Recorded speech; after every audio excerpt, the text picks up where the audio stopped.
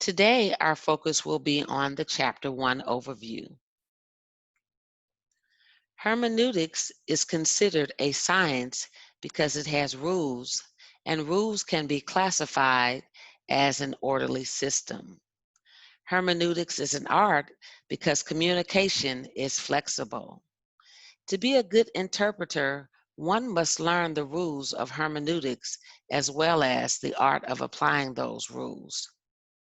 Hermeneutics is divided into two groups: general hermeneutics, which has rules that govern the entire interpretation of biblical text. That means interpretation includes the historical, cultural context, the contextual meaning, the lexical, syntactical meaning, as well as the theological analysis. There's also the group of special hermeneutics, which has rules that apply to special genres such as parables, allegories, types, and prophecy.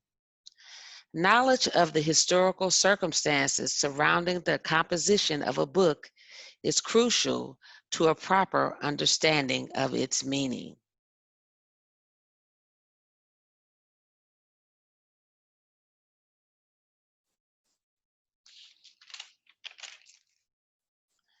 After studying the different contexts or the different subgroups of hermeneutics, one must also look into the canon, textual criticism, and historical criticism of the text as one studies.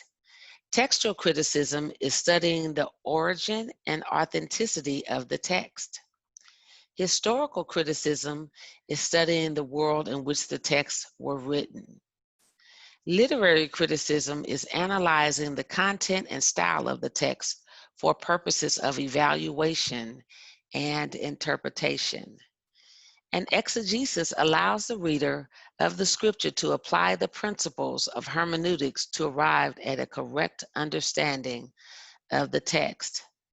But we also need biblical theology, systematic theology, and practical theology. Biblical theology is the development of the theological knowledge during Old Testament and the New Testament era. The information here is organized in a historical manner. Systematic theology organizes scriptures in a logical manner, meaning information is organized based on specific topics. Both of these contexts placed together give us a greater understanding of the sacred text. But we also must move from biblical and systematic theology to practical theology so that our audience can also gain an understanding of the sacred text. Practical theology analyzes contemporary issues and practices. It is the final stage of hermeneutical analysis. It provides an application of exegesis and theology of the lived experience.